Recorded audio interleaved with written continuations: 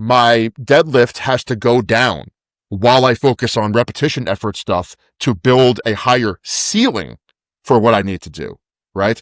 And you need to structure it intelligently. And frankly, if you're not capable of it, you need to hire someone like Ian or myself to do it for you, because it's very, very difficult to let go of something that's central to your identity, but you're still training just as hard. You're just not getting the results.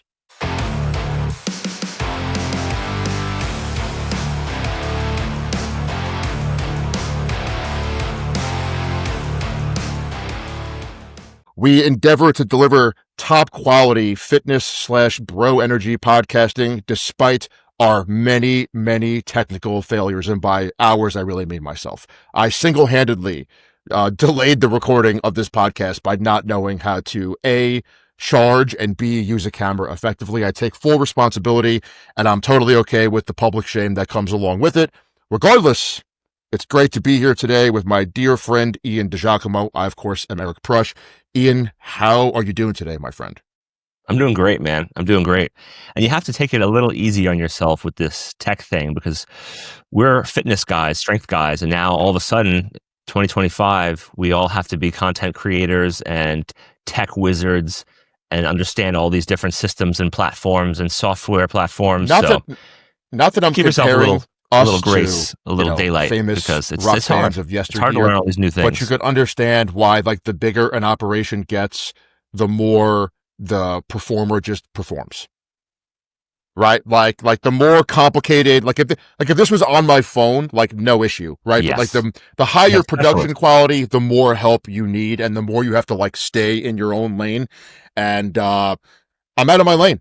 I'm not going to lie to you, but well, regardless, the lane that I am in is podcasting and running my mouth. So we can get out of the tech lane and into the, hey, let's provide some top quality content, which we're just gonna put our foot down there, my friend. So I got a question for you. I want you to tell the audience and tell me, frankly, how's your training going? What are your goals? What are you trying to accomplish? What is a weekly training routine / nutrition thing for Ian DiGiacomo right now? My training is going really well lately. I have been definitely working on the content creation, which can be time consuming. So it takes a little bit of my energy away from training and fitness, but I'm still hitting 4 to 5 days a week per an hour to 90 minutes per session, getting plenty of sleep. My recovery has been probably the best it's ever been right now. But I would say that my goals currently, I still want to check off the boxes of 400-pound bench press. We're checking off the benchmark of a 400-pound bench press, something that you and I have both chased with relatively no success over the course of our lifting careers. But I think you're going to get it. So 400-pound bench press, the 4-plate mark, really. 405, the 4-plate mark. So 400 would be great because it's a nice number, but the 4-plate bench press has been something I think is legendary. And for a drug-free lifter my entire life, I just wanted to get there. It's funny, I have unusual levers. I have pretty long arms, so I'm a pretty good deadlifter, and I shouldn't be as good as bench pressing as I am. Let's put it that way, in my opinion. But I think a lot of the technique being dialed in really helps. But anyway, 400-pound bench press would be the goal, and a 500-pound squat, which I can't really believe I never hit that back in the day. I just never squatted maximal effort a lot way back when. It was more so yoke, log, stones, carrying. So it was other events that took me away from the squat, bench, deadlift, like we mentioned in previous episodes. So I'm not really hell-bent on my strength right now. I really want to maximize my physique at this point. And my training's been catering to physique. So I've been experimenting with really deep ranges of motion in most of my movements, which I'm really loving, actually. So cutting back some of the heavy weights, training between 8 and 15 reps, I'd say on average. Really don't go that much lower than 8 these days, the last couple of weeks and months at least.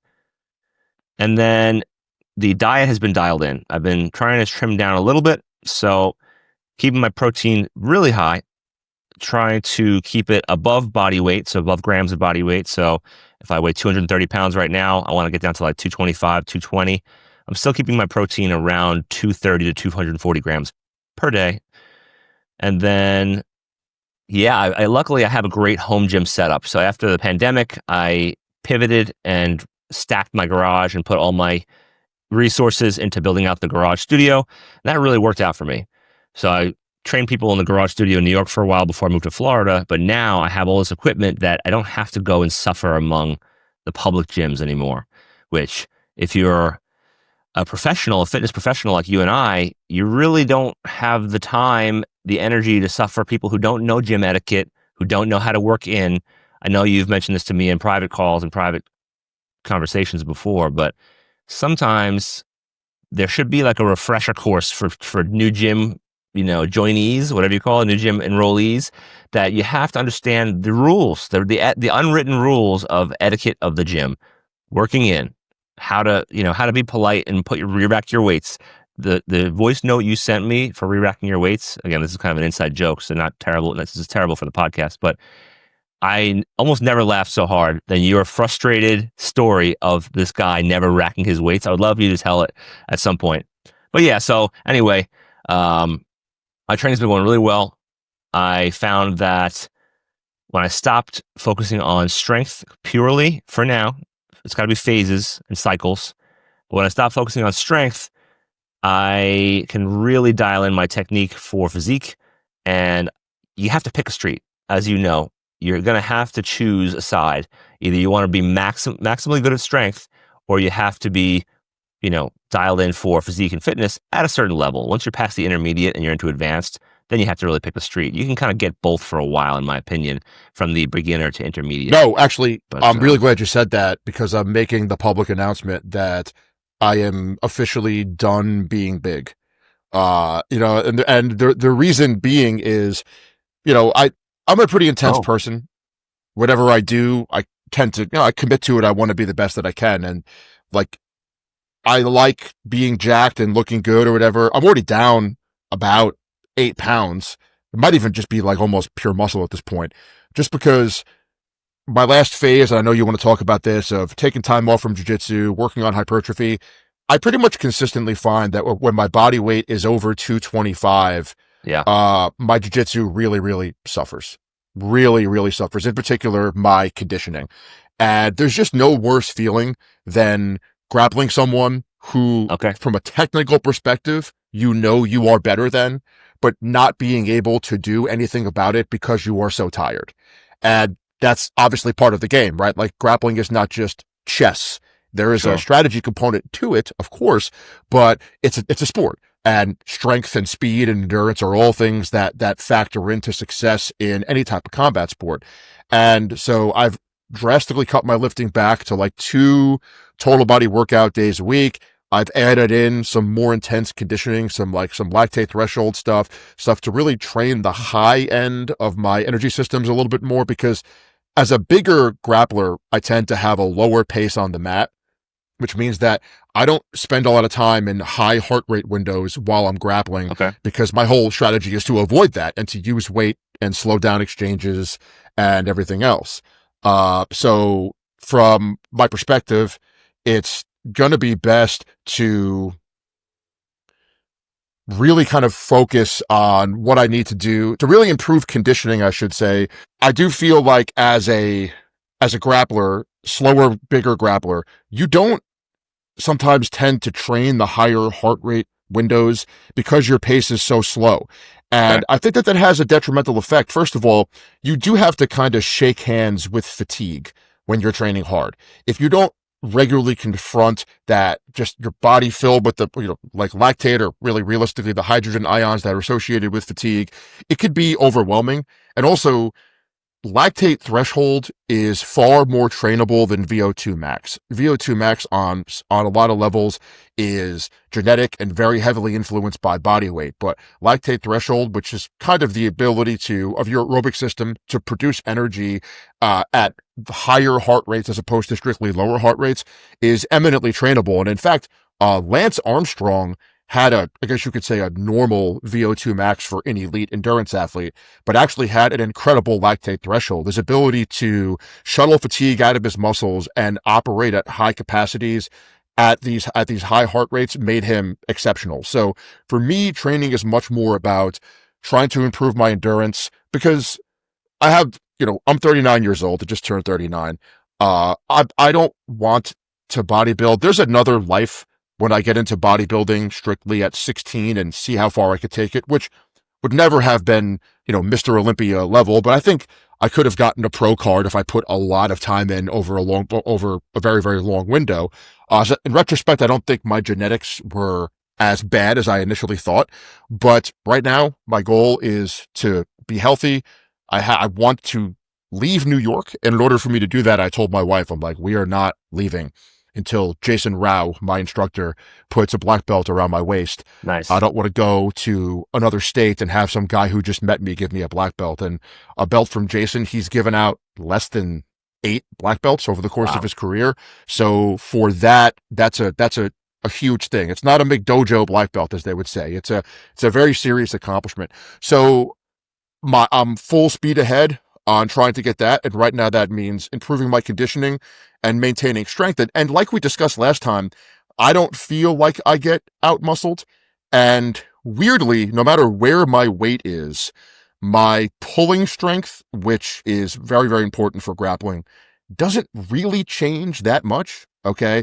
And neither does my leg strength, assuming that we're not talking about squats. Like my Sure. squat will change. Obviously, we know more leverage means more weight, but I mostly use like the hack squat machine, leg pressing. I love to do reverse band hack squats for my training.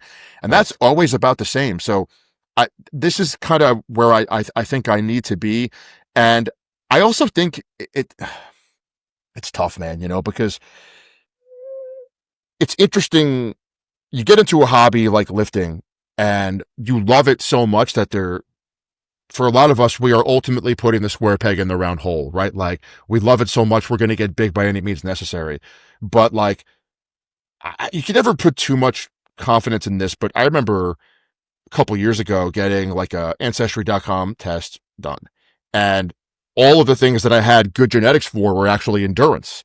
And when I was much skinnier with like no track and field background, I was running like, 5-minute miles. You know what I mean? So Damn. like part of me is like, if I want to leverage my body for combat sports, maybe I should lean a little bit more into endurance.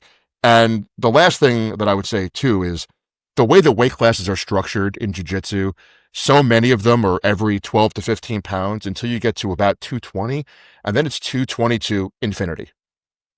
And Okay. that's like, okay, if I show up and I weigh 230, 235, sometimes you have an advantage because some of these guys are just fat and out of shape, Sure. but some of them aren't. And also, even if they are fat and out of shape, it still sucks when a 300-pound guy's on top of you. Okay. Yeah, it when you're really talking sucks. about conditioning, you're also being smothered a lot. So besides just your heart and lungs working right and working to up to par efficiently enough to get the job done for grappling, you're also someone's on your face, someone's, covering your mouth, someone's trying to choke you. So it adds another element to conditioning that most people will never experience. Like riding a bike Yes. for a long time is one thing, but imagine someone's trying to like choke you while you're on the bike. So Yeah. it's really difficult to, I think, get the conditioning up and then have it so good that you can withstand being smothered, being choked, and the physical rigors of just wrestling another grown man. It's very, very difficult. So much of conditioning in combat sports is actually about efficiency and relaxation. Because if you think Sure. about it, there's only so good a shape you can be in, right? Like, your VO2 max could only be so good. There's a Yeah. famous example, an elite, like Kenyan marathon runner. I haven't seen this video, so I'll put that out there, but I had heard about it from a couple friends, dropped into a jiu-jitsu class in the city and couldn't even get through the warm-up. Gassed out completely. Totally, again, at that level, his physicality is so specific.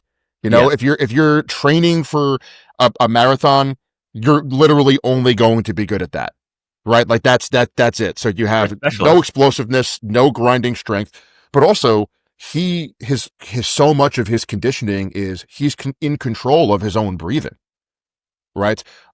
In jiu-jitsu, a lot of times you're not. And if you're not able to relax yourself, you're screwed. Yeah. Basically, you're Yeah. totally screwed.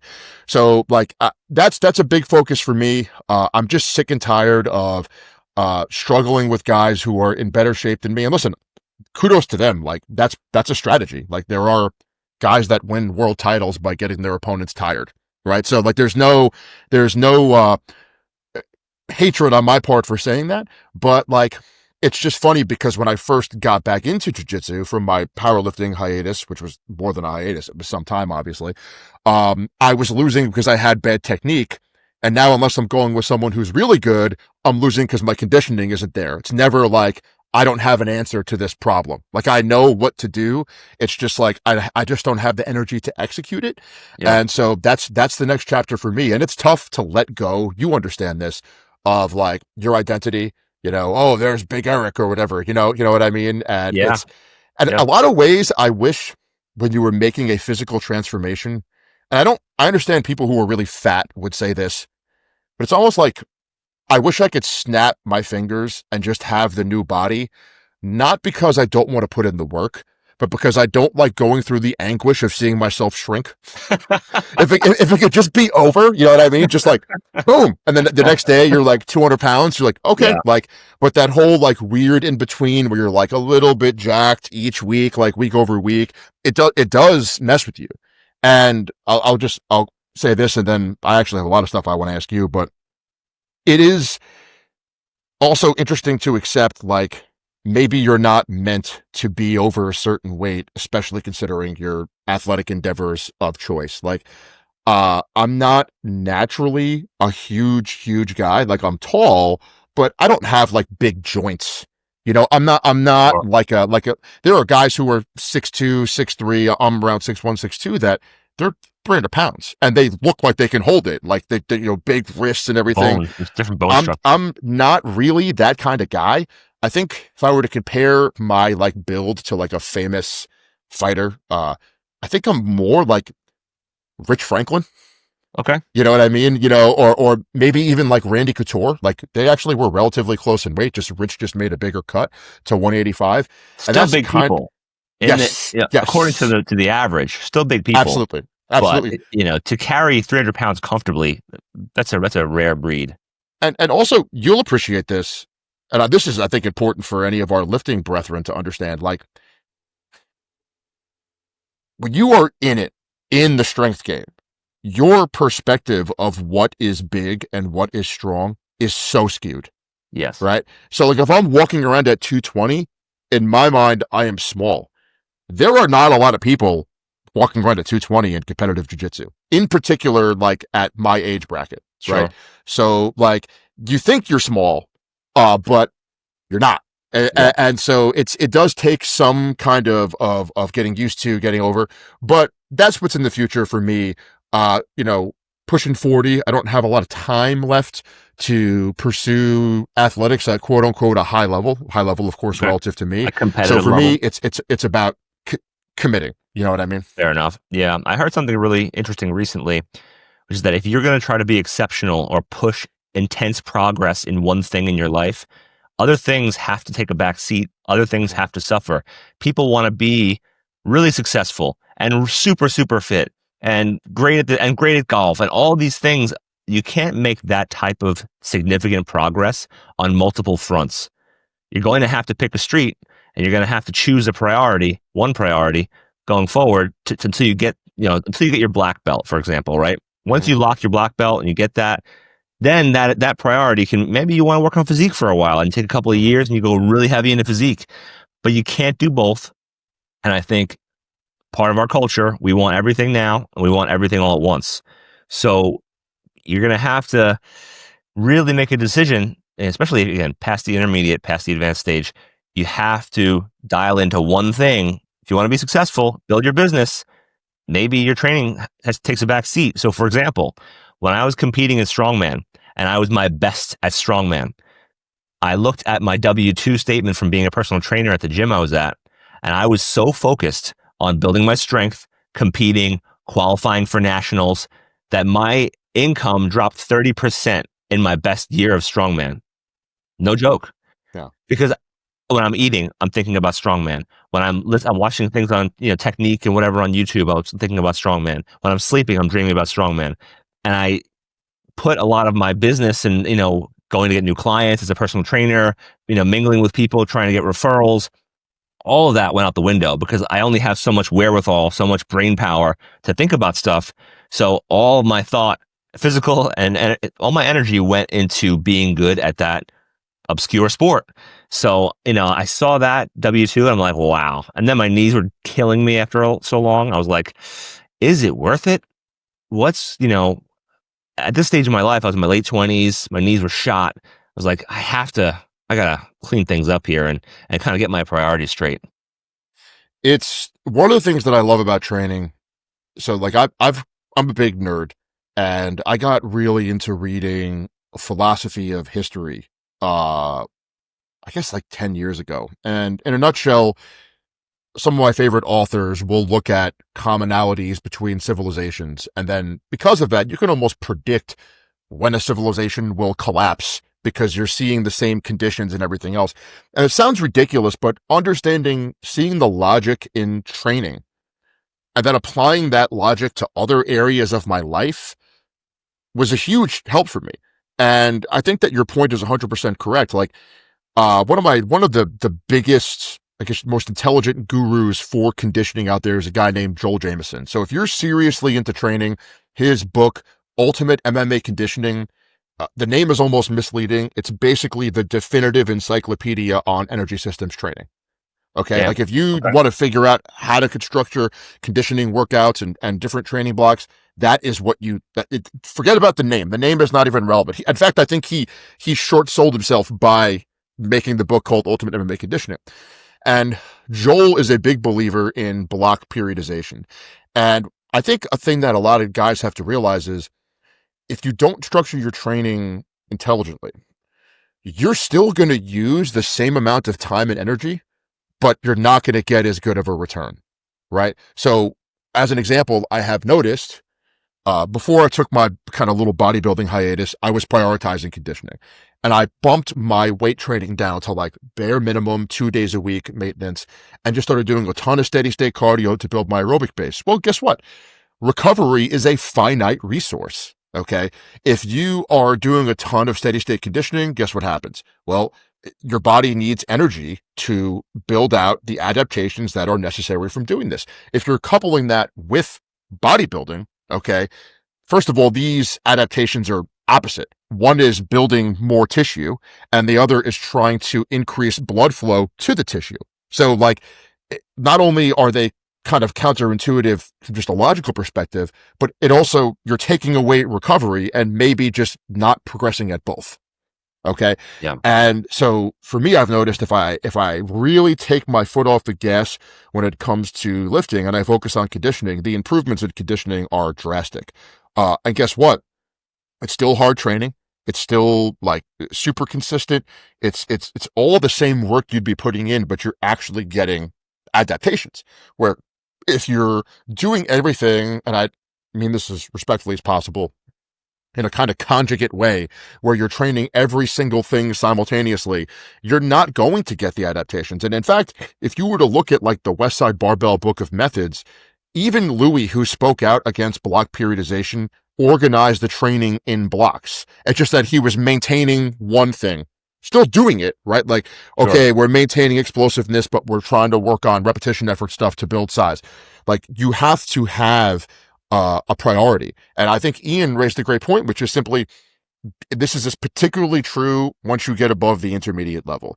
If you are out of shape and have never done anything, you could put 100 pounds on your bench and knock your mile run time down simultaneously. Yes. But you're out of shape. It's not the same thing. Once you are good, again, relative to your genetics, your experience level, that's when you really separate the men from the boys in terms of like actually getting results, because that's when it gets hard. That's when you have to actually think about what you're going to do and make the mental sacrifice. Like when you've worked so hard to build something and you're like, oh shit, I got to like maybe get a little smaller to get my explosiveness up, or I have to lose a little bit of strength.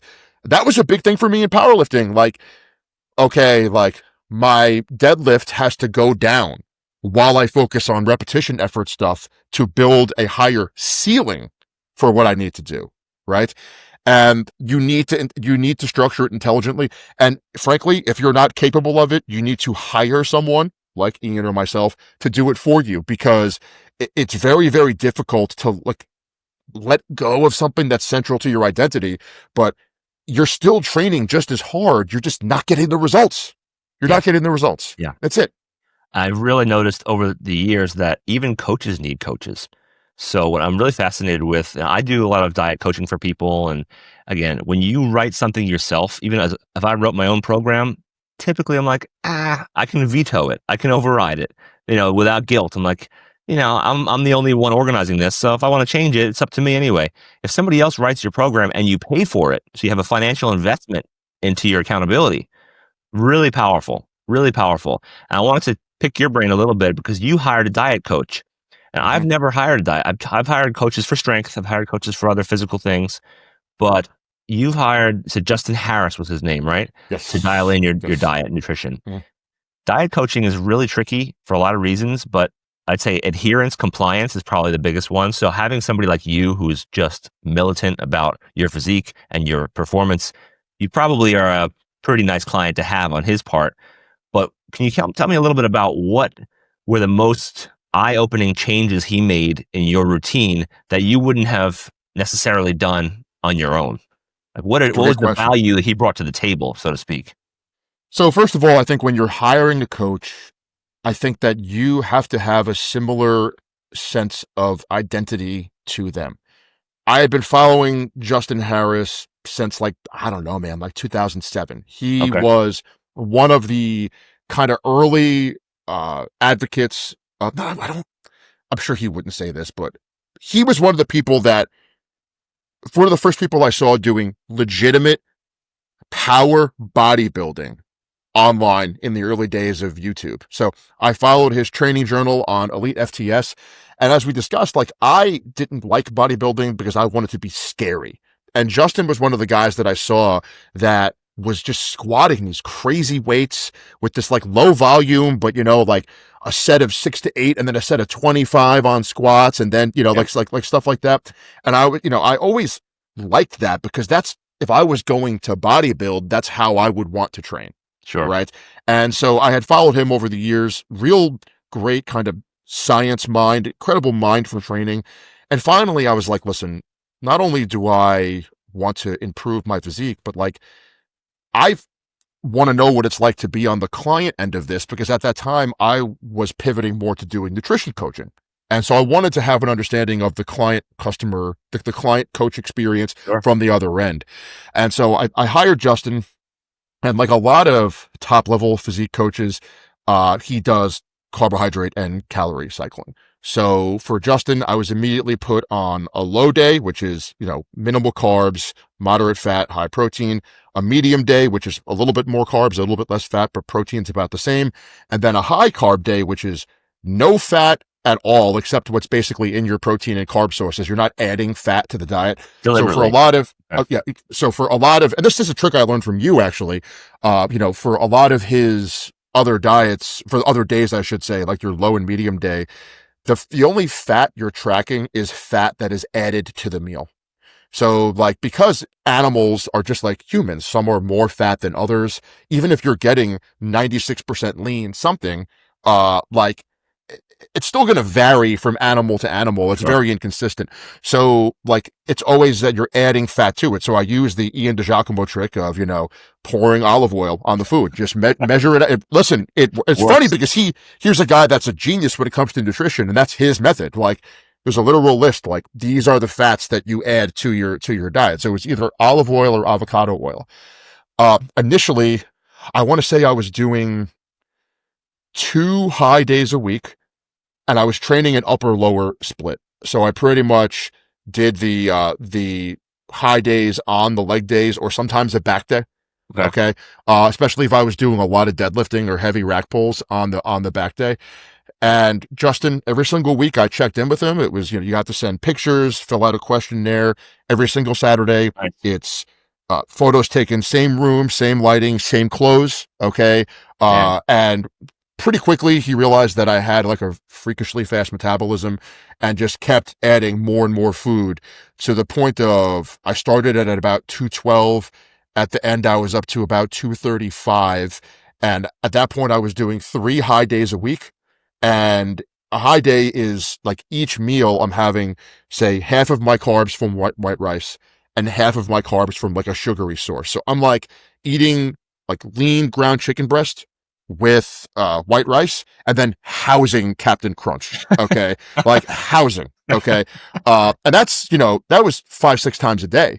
And I mean, he was very attentive. Like whenever I had a question, got back to me, has really good knowledge about the PED side of things, about blood work. So there was also other things that I was getting out of it, but the carb cycling for me, this was the first time that I really stuck to that approach.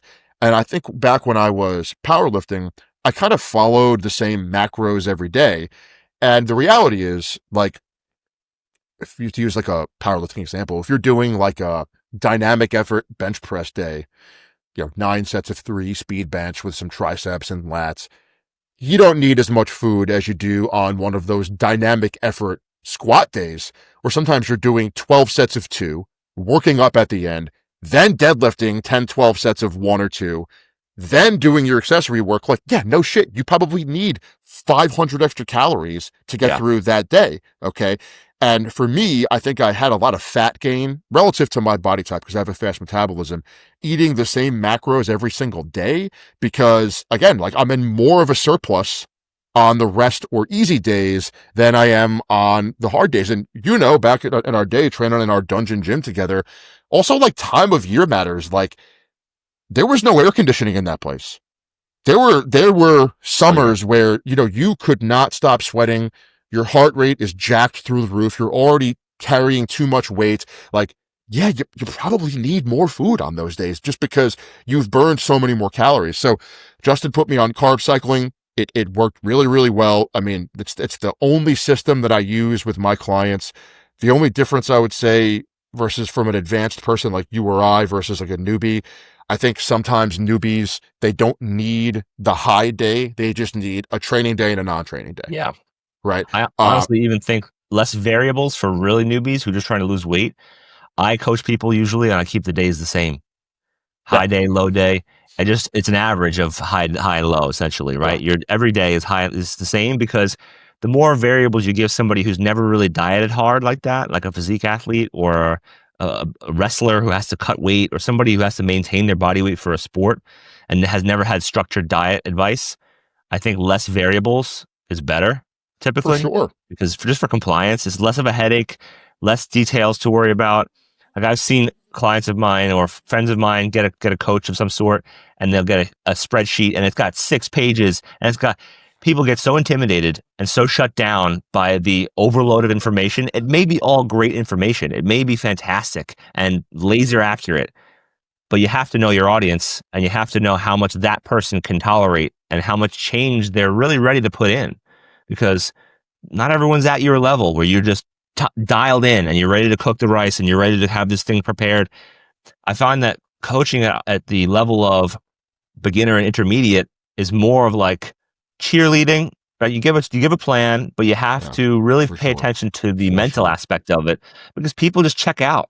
Oh yeah, I'll do it. They stop journaling. They stop, tracking because it becomes too overwhelming. So you have to make it as foolproof as you can for the beginner and intermediate, in my opinion. And then as you get to the advanced level, it's like you're paying for advanced, you're advanced, take it or leave it, do the work. Yeah. And then with the people that I know I try to give a little tough love. Like if you're not tracking your calories and macros, you're really not serious about dieting. Like you're not serious. So like you can eliminate a food group. All right, no carbs. All right, so that's all the options are gone. No fats anymore. All those options are gone. So your odds are you're going to lose weight, but some people still don't because they find the way to out eat. If you don't measure and weigh to some degree to have an idea, it's really difficult to make sustainable, measurable weekly progress. It's really, really tough. It's Justin. I didn't even know this when I had hired him, but obviously our phones all spy on us. So now all of a sudden all of the stuff is getting suggested to me. And it's like, I'm seeing he's prepping guys for the Olympia and for the Arnold Classic. So I'm like a gnat, relative to the type of people that he's working with, but it was very much like, this is what you do. Now, granted, he would communicate with you. And if foods made you feel like shit, or you felt like you were getting fat or whatever. But like, because you're checking in, and he was more militant about the photos than the weight. Like, initially I was like, oh, my weight's not going up enough. And he was kind of like, you dude, look, I mean, look at the pictures that I had sent you. Like, Yeah. there was noticeable change. And sometimes week over week, the scale just barely moved. But as you become more advanced, you see your body get more dense. Yeah. Right. There's just a change that occurs in an advanced lifter where you'll see a guy and he'll weigh whatever, 240 pounds, and you look at yourself and you weigh 240. You're like, we're the same height. How is that possible? Yeah. It's just there's just a density, a change in your look that just occurs from eating correctly and training properly. And the program that I used, I'll say this, I followed a program that he wrote. You could buy it on his website. It's called Critical Mass. So I did upper lower originally, and then I did push pull legs. Okay. And I trained 5 days a week. So it would be push pull legs, push pull, and then legs would be the first workout the following week, basically. The next microcycle. And what he did in the program is he structured it in such a way that one leg day would be low volume, extremely heavy hamstring work, and then pump work for the quads. And then the other day would be the opposite, right? Okay. So the other day I might be doing really heavy hack squats. Like, some of it was like one set of 6. Literally. It's okay. a tough set, one challenging set. So you work up exactly. But how many sets are you doing to get to your work set? It's a great question. So the way he had it structured, sometimes it was quite a few, especially if it was earlier in the program, right? Okay. But sometimes we would actually end with a heavy set. At that point, I could probably almost put 4 plates on the machine and just go, because you're so loose and you're so fatigued from all the other stuff that you were doing. But yeah, I mean, I love training that way. I love to have the trackable, like, kind of empirical progress of like, okay, the weight is going up on the bar. And if that's the case and my body is not growing, then we know simply we have to fix food. And something else you referenced that I want to piggyback on, you referenced tracking your macros, right? Like, you have to be able to track your macros, or else it's nothing's going to work. I also think you have to remove variables in training. So, like, as an example, if you're doing a progressive overload program, this was the first time, I'm actually ashamed to admit this, that I deliberately tracked my tempo. Really? Because what I had realized was, at the end of a training cycle, when you're trying to add weight or add reps, you start, dive bombing it and, doing whatever you have to do. Sure. And finally I was like, all right, every single thing I do is going to be 3 seconds down, 1 second pause, explosive, concentric. Okay. And like, not only did I get great results from it, because, again, there's people will debate about the importance of time under tension or whatever. Certainly I was not using momentum to lift the weight, though. Like, in particular for like chest exercises, like, I was finally really feeling my chest fire on a chest press, as opposed to when you're benching heavy and as power, you don't give a fuck what's picking the weight, what's moving the weight. If the sport is powerlifting, it could be your fucking forehead. Like, no one cares. Just get it up. Deck. Yeah, exactly. But he was a great coach. I'm still working with him. Nice. And also, one last thing I'll say here. I don't want to ramble too much. No worries. Because when you coach yourself, Ian had referenced lack of accountability. Let's be real. If you're really into training, you almost certainly have body dysmorphia. Okay. Yes. And I'm looking at myself and I'm like, man, like, I feel like I'm not that lean or whatever.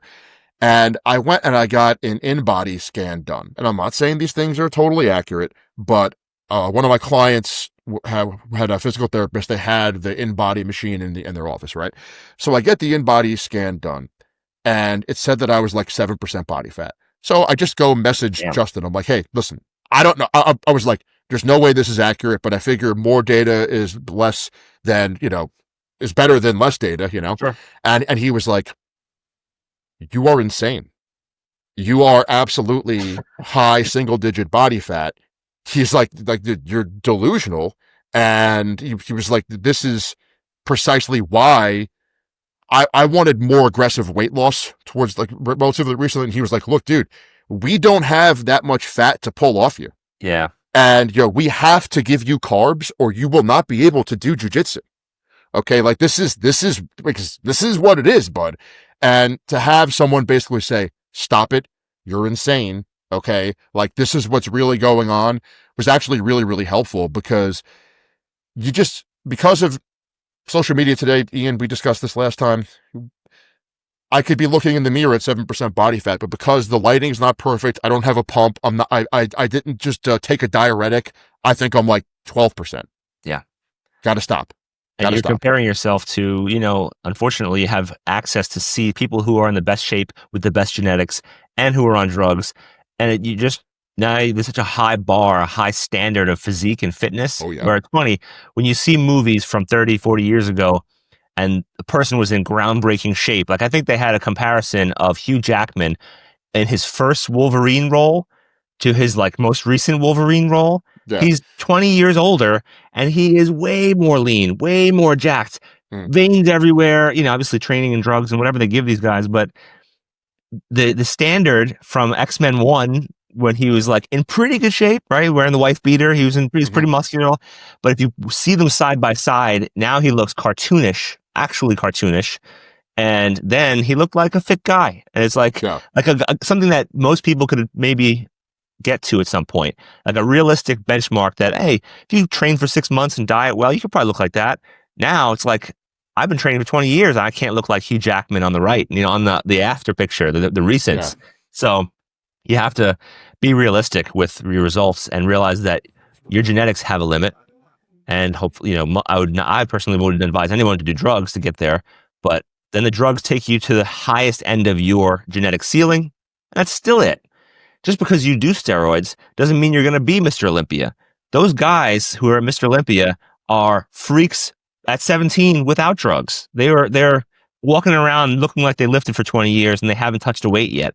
So people have to get some perspective on what's really real and what's achievable for your body. You don't say, I've had so many clients say, I want to look like this. And they give me a poster or a picture of a magazine of a certain celebrity. Like, that's great, but they're a different ethnicity. They're a different ethnicity, and they're taller or shorter than you, and they're 20 years younger than you. So you can't just say, I want to be that. You say, I want to be the best version of myself.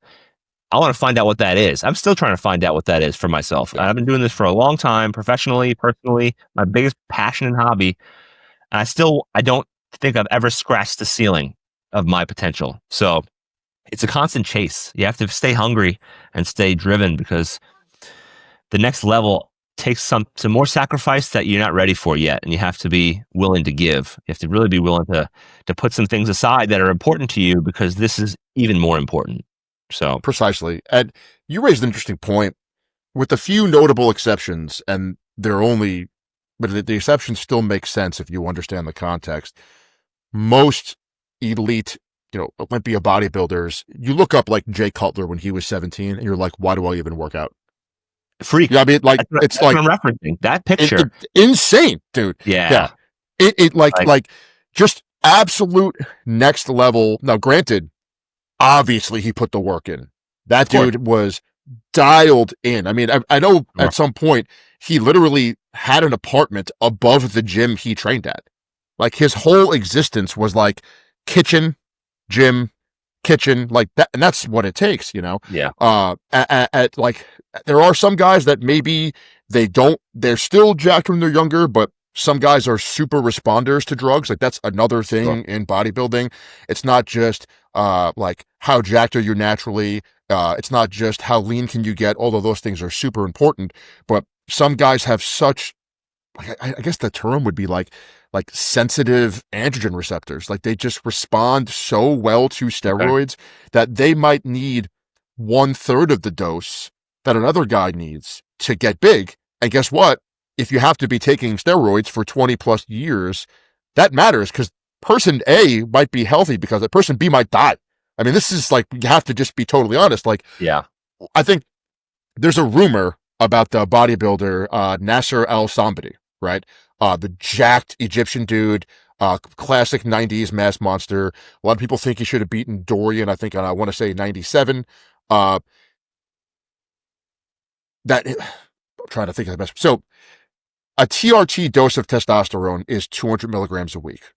Okay, Okay. so Your that's for body, somebody over 40 who just trying to get their kickback yeah, and get evened out just to like about. 25-year-old levels Okay. around there. So that means 200 milligrams a week is going to put you at maybe slightly above what you're naturally capable of producing, slightly above. That's Okay. enough for a huge performance benefit. Okay. Okay. I think like I went as high as 1,000 milligrams a week at my absolute peak insanity. Okay. Okay. Nasser, I believe, died of a heart attack. The word on him was he was taking 750 milligrams of testosterone a day. Jesus. All right.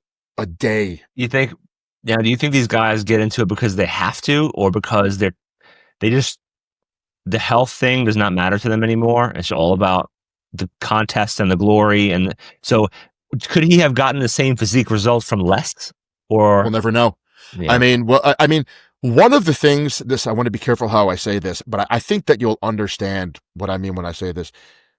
One of the things that I really loved about 90s bodybuilding, it was the same thing that I loved about MMA. I still love MMA, but MMA until about 2010. And it's what I love about jiu-jitsu now, was that they were what I would call like frontier sports. Like they were not paths well traveled. And the guys who were going down that path were all going into uncharted territory, like in MMA, like people trying new things in combat that had never been done before. Sure. Right. In jiu-jitsu, it's kind of still that way, but with obviously less drastic consequences because there's no striking. Well, that's the way that it was in 90s bodybuilding. There wasn't a mess. There wasn't an internet the way that there is now, where there's so much anecdotal data about dosing. There were less university studies, although I am someone who will kind of poo-poo university studies to an extent on anabolics because you cannot possibly have a controlled sample size on 25 years of steroid use. No. Like no one would even sign off on that, right? So what you have is guys using compounds, in some cases like growth hormone that had only recently become available, okay, experimenting and really only going by, am I improving? They're not going by health, okay? And at that time, the last big push forward in bodybuilding in terms of physiques was the 90s. I think that we had discussed this, like you could literally tell whether or not a drug works for muscle building by how did bodybuilding physiques change when it was introduced, right? Like, and so HGH was introduced in the late 80s, early 90s, and that's when you see the rise of the mass monster, right? And so these guys are taking doses of things that there's no precedent at all. Okay. There's no one telling you, hey, like you're going to die if you do this. People might be suggesting it. Okay. But there's no one saying definitively, like you will croak before 50 if you actually use these drugs. And so a lot of them just, okay, I'm going to take it as far as I can go. And then you have a heart attack and die. Do you think these people are ignorant to that though? So do you think people like Samson Duda these days and what's the other big Nick Walker? Do you think He's a freak. Do you think they're thinking that they're going to live to 90? They don't, I saw a clip on one bodybuilder a few years back and he said something was stupid, sounded too overly macho, but he said, I'd rather be a lion for 20 years than a lamb for 70. Like, you can still train hard and be strong and big, but not kill yourself for 20 years. That's a short window to be a lion. Look, I think these people, they do sacrifice their health in a major way, but I don't think that they're ignorant to the risks, especially nowadays. I think if you haven't had a scare yet, it's very easy to be macho. A close friend of mine and a friend of yours, who maybe one day we'll have on the podcast, he is the most talented lifter I've ever been around. I don't want to say names, but you know who I'm talking about. Okay. Yeah. After our training crew kind of broke up, he took his lifting to a completely different level. I mean, he had to be over 350 pounds. I asked him the other day, what was his best ever squat? I think he said he squatted 1,000 in the gym with a belt and knee sleeves. Wow. Okay. Which is just, I mean, unbelievable. And I bring him up because at this point in time, he had a pretty big health scare while he was driving his car on like the Long Island Expressway and had to pull over. I think he might have called an ambulance.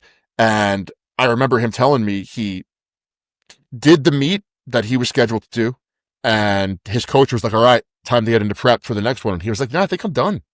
Yeah. You know, I think I'm done. Yeah. So it's really easy to be macho when you've never stared down the barrel of a loaded gun. Yeah. Right? When hypotheticals are one thing. Okay. Sure. But when you feel like your life is going to be taken away from you, maybe some guys can still spit in the face of that. And on some level, I respect it. The other part, I'm like, okay, you're kind of retarded, but whatever. But like, have they had health scares yet? Unfortunately, the type of health scares we're discussing tend to be one and done. Massive heart attack. If you're not in the right place at the right time, you're going to die. Yeah. Agreed. Yeah, exactly. Agreed. Exactly. Yeah. And I was going to say, to answer your question, I don't think these guys give a fuck. Like, and I get it though. Yeah. Like, dude, you're dialed in. You've made these decisions in life. Unlike you and I with our serious runs with competitive strength sports, they're getting paid money. Yeah. Right? They have more status. So of course they're going to be dialed in, you know, and that's really, frankly, all they care about. And on some level, I respect it. I mean, you have to do what you have to do, but you also understand that there may be consequences. Like, did people like, yes, endurance sports tend to be healthier than strength sports for a myriad of reasons, but no one knew the consequences really of using EPO in cycling early on, but they fucking did it anyway. Oh yeah. Okay. You know, but they did it anyway. So like, it just turned out to not be that bad. Okay.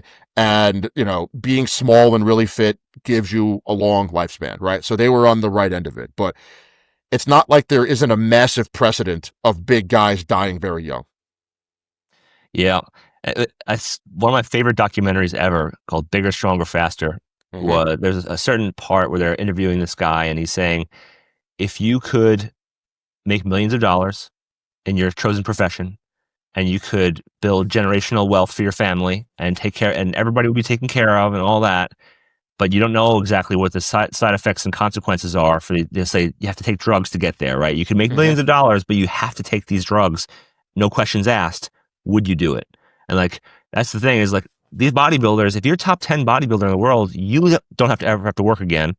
Your kids and grandkids, if you're smart with your money, probably don't have to work ever again. So especially now, there's a window of opportunity for some people, some athletes, that it could be a selfish thing, like their own personal glory. I want to be the best. That's fine. But then you can also say, I'm taking care of generations of my family. And I've done that in 5 years of contest, where some people work at a job for 60 years and can't say that. So there are other incentives besides the fame, the glory, the clicks, that hopefully they're taking into account. And hopefully it's part of the sacrifice, the reason of sacrifice. But I don't know how many bodybuilders are family men and really into that part of things like we are. So it's hard to say. Even though I could provide generational wealth for my family, I would want to be around long enough to see them grow and succeed. So yeah, I could leave them a huge nest egg, but I died when they were 10. So I don't get to see them in college, get married. That's more important to me. I'd rather build a business elsewhere and not have to take the drugs.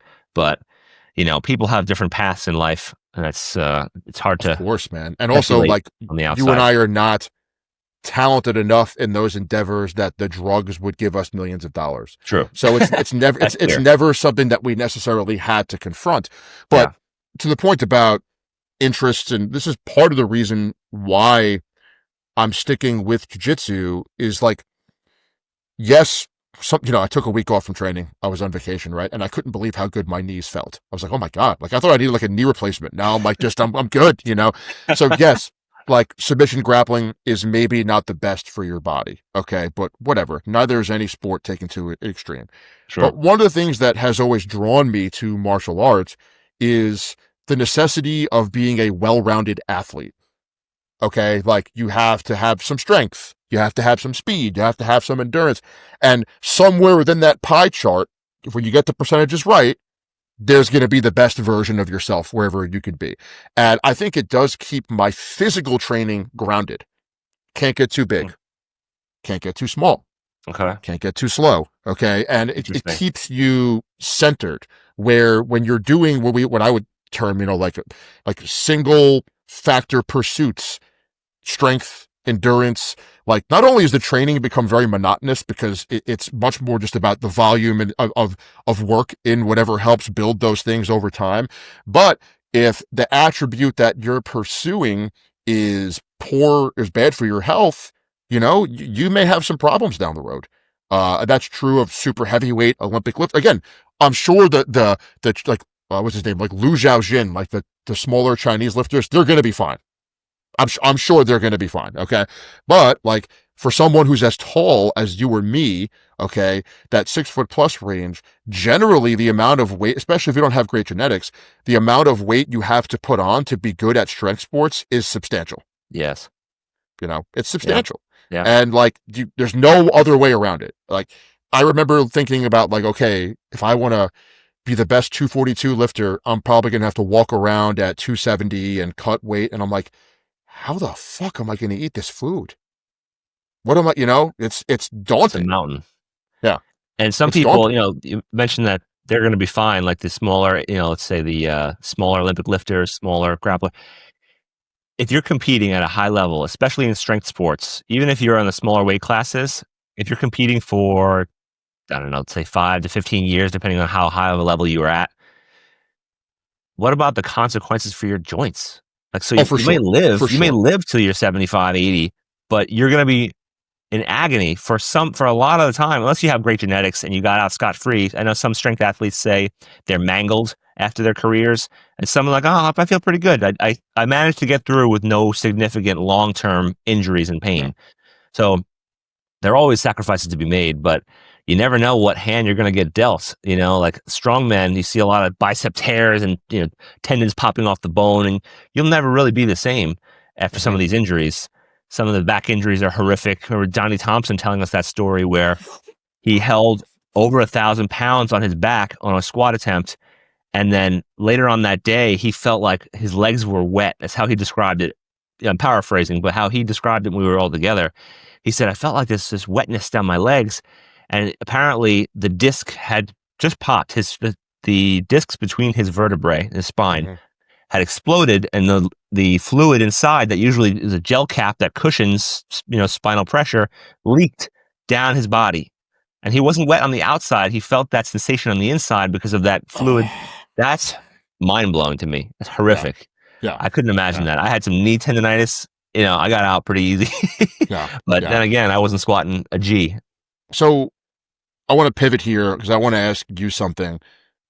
Every strength coach pretty much has a basis of their methodology, in our case from competing or whatever you're drawn to naturally, or obviously both, that kind of underscores the methods that they use for their clients, right? I come from a powerlifting background. So for me, I'm always going to be tracking a lot of times like maximal strength and using, compound movements in my training. Now, at this point in my career, I'm not mandating squat, bench, deadlift. There are other things that might be better for each person. You come from a strongman background, and I've never asked you about this. And I think there's a lot of meat on the bone here. This is probably multiple podcasts, but there was a craze in the early 2000s. I remember seeing Vanderlei Silva doing this that went probably up until like 2010, where a lot of athletes were utilizing strongman stuff in their strength and conditioning. Tire flips, Atlas stones, farmer's walks, although is that a strongman? That remains to be seen. Sure. But like, do strongman events have any application in training for sports to improve general fitness, or are they too high risk or too specific to adaptations within strongman itself?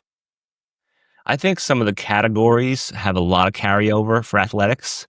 So like no pun intended, the carries, right? So if you're carrying something in front of you, if your farmer's you're carrying something on your shoulders, you're pushing or pulling sleds of some sort, or you're pushing or pulling very heavy implements. Most of the things are not terribly risky if you know the technique.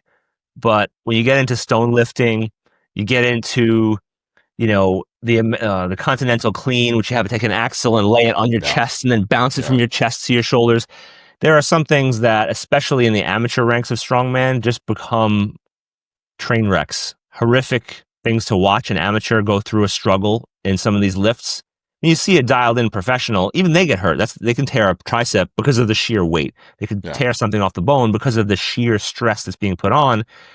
In the beginner intermediate stage, when people are just training for strongman amateur, I wouldn't advise it because there's not a lot of carryover with some of the more obscure events. Again, stone lifting, it's impressive and it's a spectacle, right? I don't know how much carryover like pulling a truck, with a rope and a harness would be. I would say more so the carries, the pushes, the pulls would translate to normal sports, field sports, like pushing, like football, rugby, soccer, any of that kind of that'll translate a little bit if you have to be in contact with people and be physical. But I really don't train my clients like I would train a strongman athlete. I don't use a lot of that. Farmers carries, I think, are great for anyone. Personally. They're universal. They're universal. Level, your grip strength, your posture, all the muscles that are taxed, and it's a very natural thing to do. Is carrying something from point A to point B. But I've worked with mainly 35 to 75-year-olds in my career, coaching.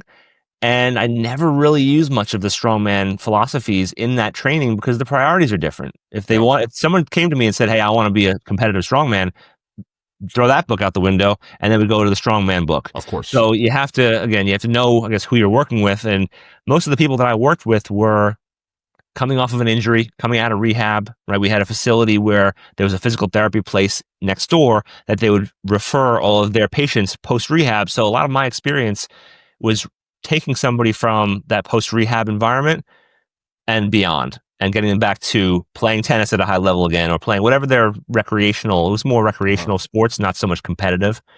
But, it's, I would say not a lot of carryover for most of the events because there's a myriad of events. There's so many in strongman. It's really hard to keep track and also to explain this in a short amount of time for our podcast's sake.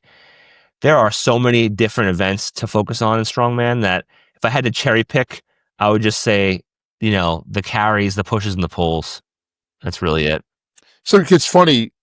I guess was fortunate in some respects, but like anything else, there's a downside to it. When I first started coaching people, I was thrown into training young athletes right away.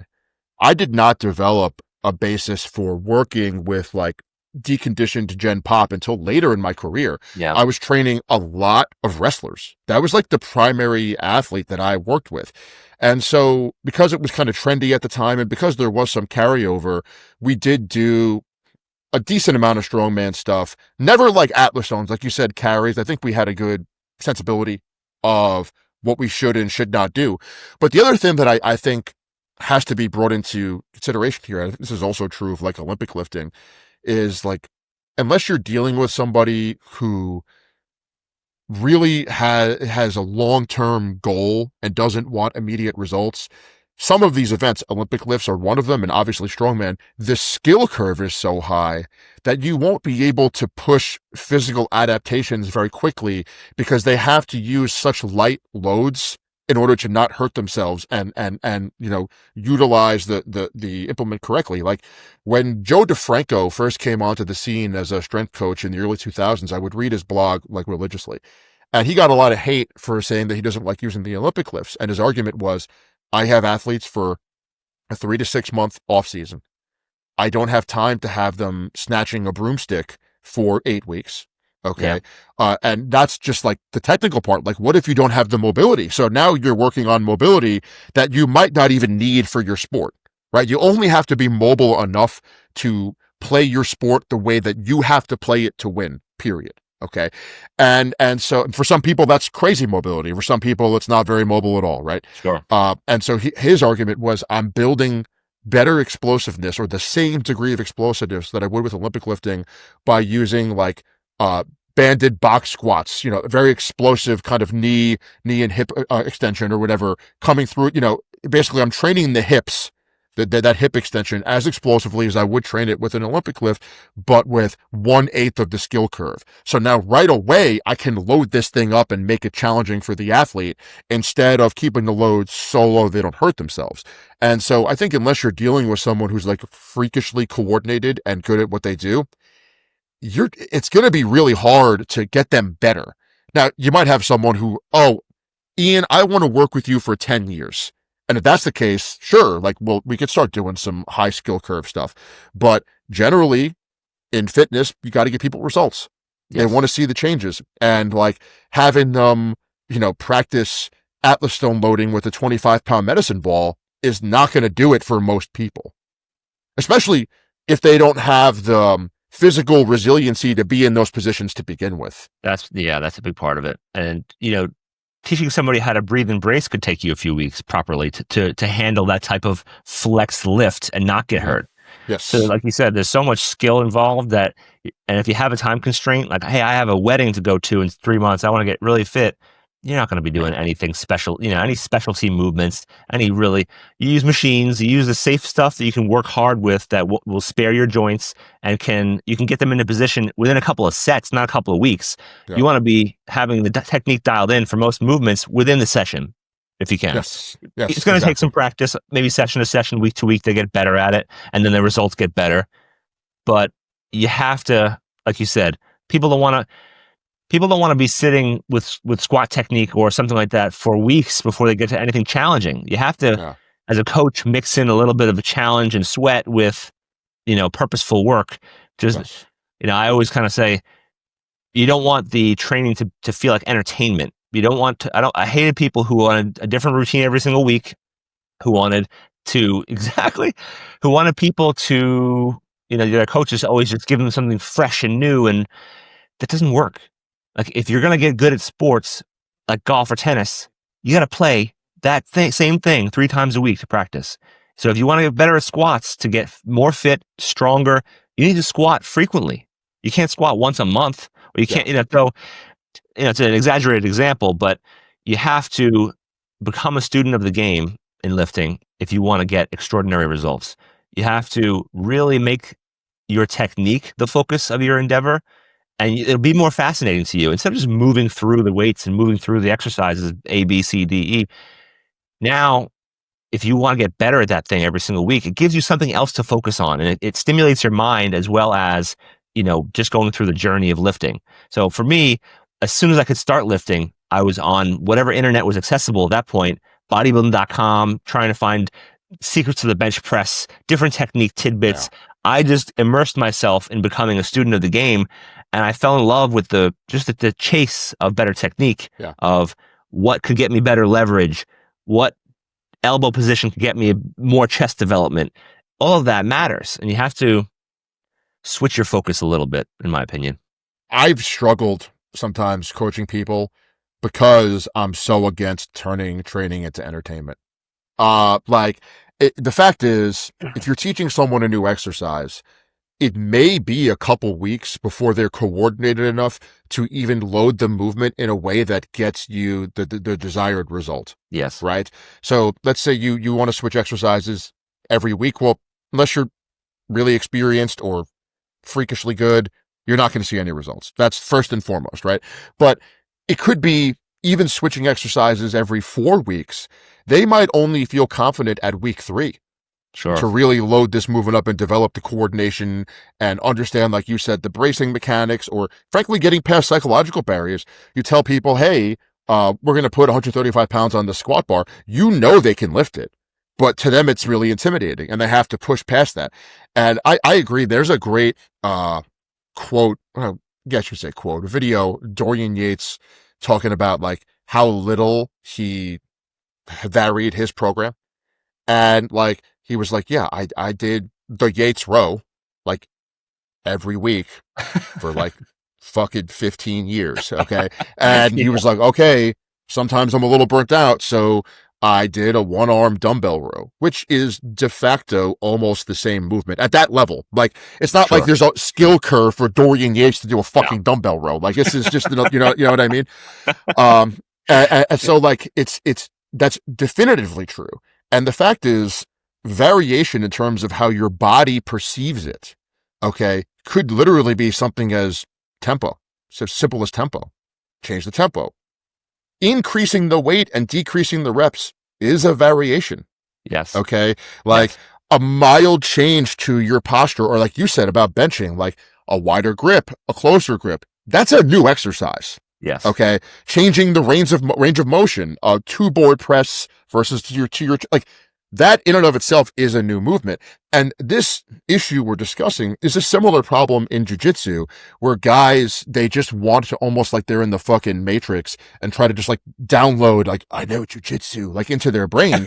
And the truth is, if you look at high level combat athletes, but I'm only really comfortable saying this definitively about grappling, because like, I don't know that much about the technique of striking. Like, I'm a fan, I know the history of it, but like, I can't look at a Roy Jones Jr., let's say, and definitively tell you what he's doing and why he's doing it. But with submission wrestling, and to a certain extent, like, Olympic wrestling, I can kind of do that.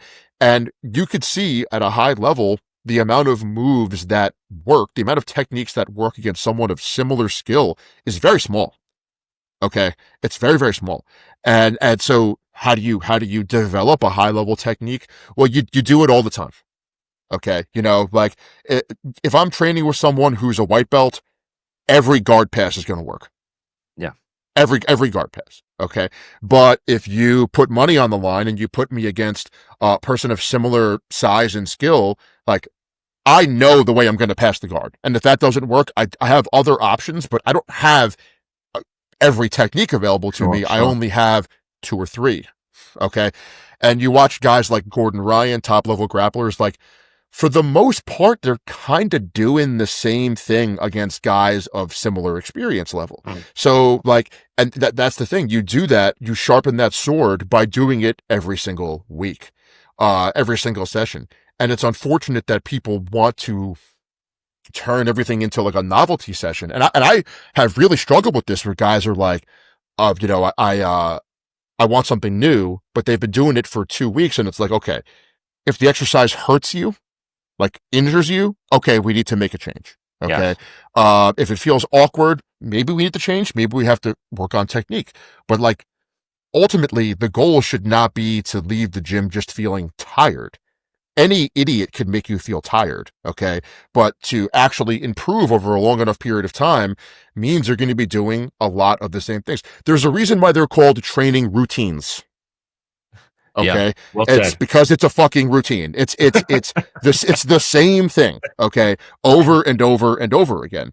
And that's the way that it needs to be. So I think that's a great point, dude. I just, it's a huge struggle to deal with people who just seek novelty. And unfortunately, that's a big part of our culture, there's almost no getting past it at this point in time.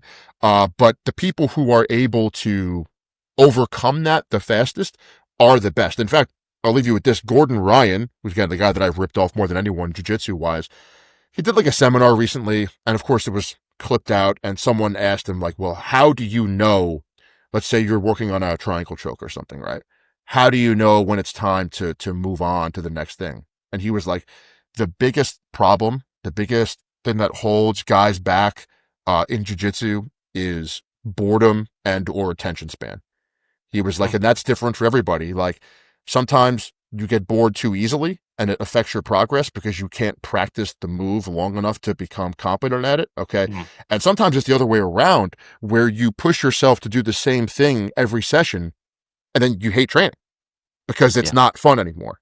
And ultimately there is a balance. It has to be stimulating, because we don't train people that compete for money. Okay. It's different. Like, I was having a conversation with one of my training partners the other day, and I was talking about how, like, there's a couple sweeps that I do that I can't hit on him anymore. Like, he's just so hip to it. There's a couple things that he does to me that he won't hit on me anymore. And because we don't compete that frequently, that matters, because my only barometer for success is the practice room. Okay. But if he was defending that every single practice session, but I was winning gold medals with it, who cares? The goal then becomes different, right? Like, it's totally different. Like if you're getting really bored training, but you go and you're smashing PRs or breaking world records every time you go compete, the stimulation of that will transcend the lack of stimulation in the gym, right? Yes. And so it also depends. Are you competitive? Are you not competitive? Like I would totally fail against my training partners every single day if I was going and winning gold medals. Who cares? Yeah. It's all relative, you know? They're also wise to your tricks, you know, so it's why it's funny how fighters try to bring in similar types of fighters to their opponent because they want to mimic as closely as possible because you can't train with your opponent, right? Typically, right? So unless you're from the same gym and you all go to the one contest and you have to face somebody from your gym at some point, but your training partner knows all your tricks at this point. A fresh opponent who's never seen you before doesn't know that trick, so he might get caught off guard by that sweep. So it's interesting. There's one funny story I'll tell you. Chael Sonnen, everyone knows who Chael Sonnen is. Some of his best content is him telling MMA stories from the frontier days of MMA. He trained at Team Quest with Randy Couture and Dan Henderson and Matt Lindland. I remember him saying that Randy Couture fought Josh Barnett for the heavyweight title. I want to say this is like 2002 or something, right? And they were both working with one of the original great MMA coaches, a guy named Matt Hume. Top level guy, one of the best. He actually works with Joel Jameson, the guy that I referenced. Like they are a unit. That's part of the reason why he's so good is they're able to understand the physical, the amount of fatigue that is accrued from actual training, from actual specific training, and build conditioning programs around that instead of not communicating with coaches. Sure. But point is that when Randy fought Josh Barnett, they both trained under Matt Hume at the same time. And Chael Sonnen is like, it's the most awkward thing in the world. Like you're walking in, you're going to fight for the heavyweight title. And like the dude who's going to try to kill you within the rule set is like sparring like 15 feet away from you. And he was like, it was the most awkward thing possible. Yeah. Just like 3 months, like we're going to try to kill each other. And yet we're like sharing the locker room. You know what I mean? Like, hey, bro, you left your mouthpiece behind. He was like, it was dreadful. Just the most like awkward, like. As crazy. Coaches, then who do you corner, right? Because usually, if you coach one person all the way through, you're in that corner, right? So who do you root for?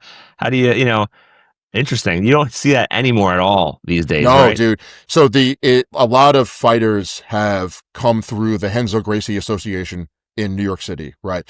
John Danaher is a very famous black belt jiu-jitsu coach, but really became famous for being an MMA expert. He was like kind of George St. Pierre's MMA coach, along with a guy named Faraz Sahabi, who was a John Danaher black belt, right? And so GSP would train every weekend in New York City and then travel back up to Montreal for years.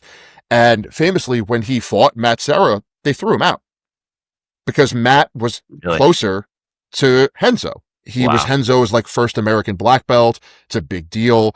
And they're like, listen, I'm sorry. Like you're welcome back after this, but you can't come in. Not right now. Yeah. And that makes perfect sense, right? I mean, it's a very, very awkward thing.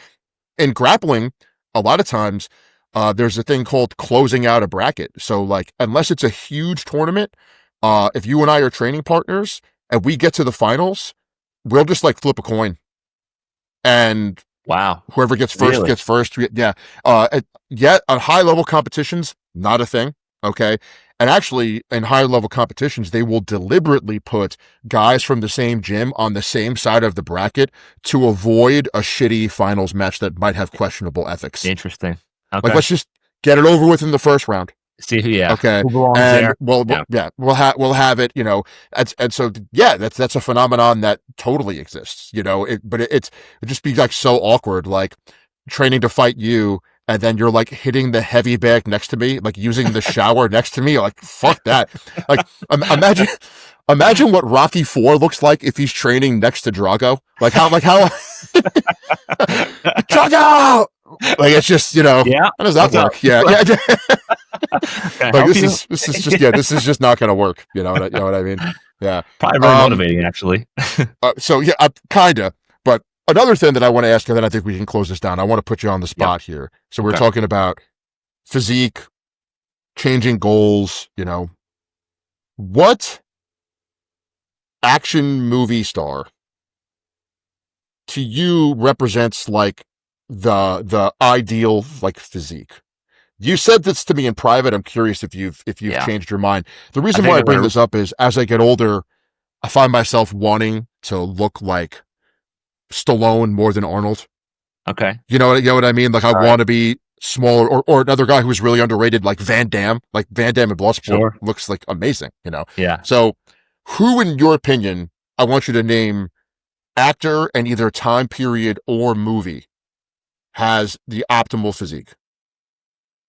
I'm gonna have to. I think I said this to you in private. I'm gonna reinforce it. I would say Dolph Lundgren as Ivan Drago in Rocky Four. I think so. What matters to me most is like the taper and the shoulder width, right? So when you say like Stallone, he's slender, maybe smaller than Schwarzenegger, but I would personally want a broader look, a much broader up top look than even Van Damme. He had good shoulders, defined, but he wasn't like you wouldn't say he was broad, right? He was Mm-hmm. a slender kind of person, lean, very fit and flexible. But for me, I would go hands down Dolph Lundgren, Ivan Drago, Rocky Four. One of the reasons why I like that physique so much, and this is going to sound really like arrogant and disconnected from reality, but I swear to God it makes sense, is I kind of identify with it a little bit because I was reading a story, him talking about his training for that movie. And he actually said he had massive legs from training kickboxing his whole life. And so he had to do a lot of upper body work to be able to kind of hang with Stallone Wow. in that Okay. movie, the way the movie was shot. And like I have such good genetics for leg growth. Like, some guy, it's so funny. I'll hear guys talk about like, yeah, man, whenever I go on a diet, like my legs just shrink. And I'm like, I've never had that problem. Yeah. My shoulders and arms shrink immediately.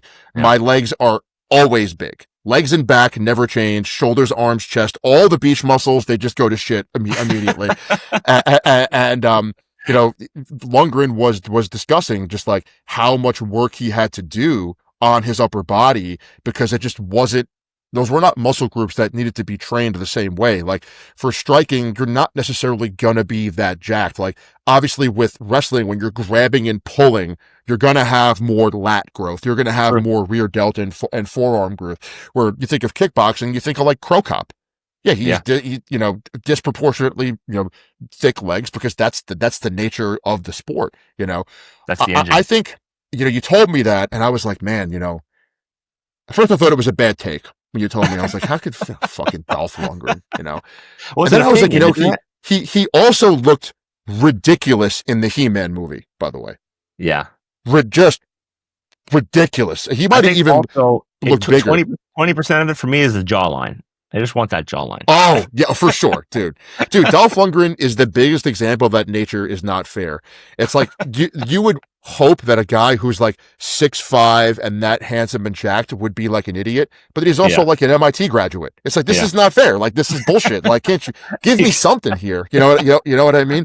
But you made me really think about it. And I gotta say, you put Dolph in the conversation for me. In retrospect, if you go back and look at the movies, this is going to sound blasphemous, okay? But Arnold did not look that good in a lot of his movies. He got by on size a lot because there was no one that big.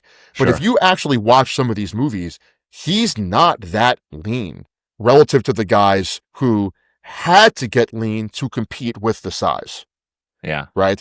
And so I think if you're asking me like ideal physique, like I think it's gotta be, I want to say Stallone from Rocky 4 or Rambo 3, like that Okay. era, because he's a little bit bigger and fuller in those two movies than he is in like Rocky 3, where he's like so lean. It's like, how did you even survive? It's, Yeah.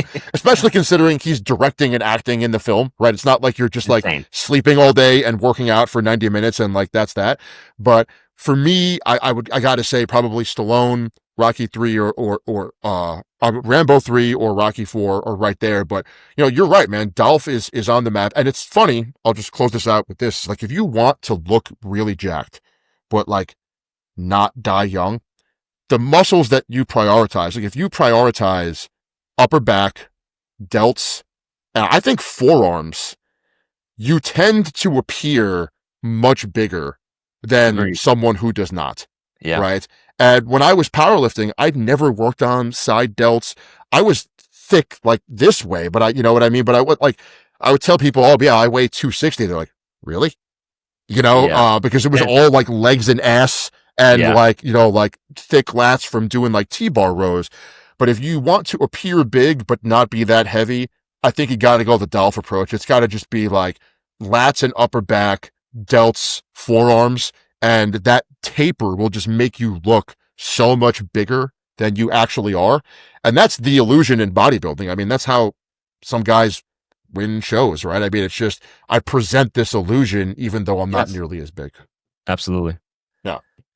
Yeah, dude. So I've been on a last little point for me. I've been on a delt kick too. So I train 2 to 4 times a week delts because they recover a lot faster. They're smaller, right? So as soon as they're not sore again, I just tack them onto whatever I'm doing, or they get their own day. If it was supposed to be an off day, I'll train delts again, just because it's not like pecs or lats where they take days and days to recover, and you're systemically fatigued, you're shot all over. So I can keep hitting them. And I've been seeing some pretty serious, significant results from that. And it does create the tapered illusion, right? The lateral delt does create the taper. I've been enjoying that in my trick training. that I wish I had learned about delt training, and I was prioritizing them too, but it's looking at me in this camera, it's obvious that I've been slacking. But to me, machine work was the game changer. Because like a side, you love that lying side lateral type thing where there's a longer window of tension Yes. on the muscle.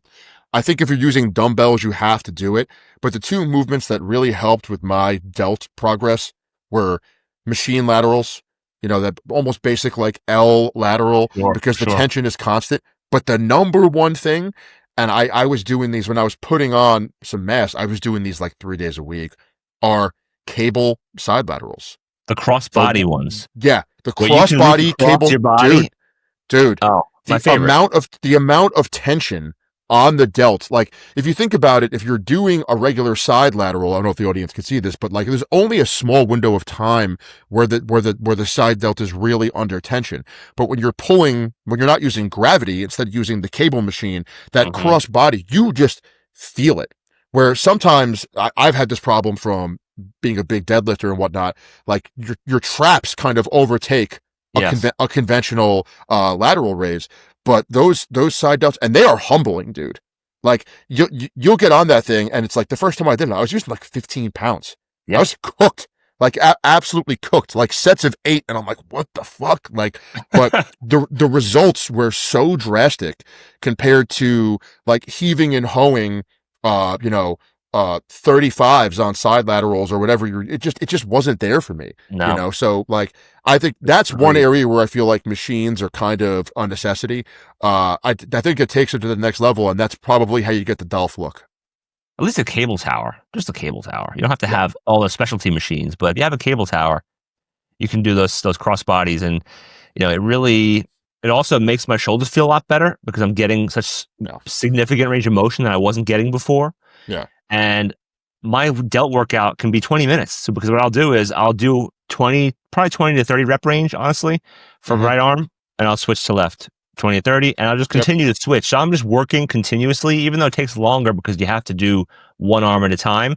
I'll just do the work, switch, do the work, and I'll rack up between 4 and 8 sets and then call it a day. And I'm cooked, smoked for days. It's also, like you said, it's so much easier. There's so much less fatigue accrual. Yeah, exactly. Like when you're like even a heavy like back workout, sometimes the amount of rest you have to take between sets. Like I went through that phase recently where I was pushing rack pulls up really hard, and they're kind of controversial. Some people don't like them. I love them. But I was getting up into like the 600s for sets of 8. Like, dude, you need like 5 minutes after one of those. And the amount of weight you have to take, I would do like a set and then a down set. Dude, it would be like 605 for one set and like 450 for the next one. Once you're spent, you are spent. There's you just cannot possibly generate that much force again It's true. without like a significant break. Yeah. Break. Yeah. Oh man, this was I think my favorite episode so far. By far. But yeah, man. So let's plan to do it again later this week. It's been super informative. I love hearing you speak, man. So it's fun to hear the stories. We got to go through our West Side story. I keep dropping the teaser, the West Side Barbell Invitational. That was one of my favorite times in all of my gym and lifting career, where our friendship really solidified.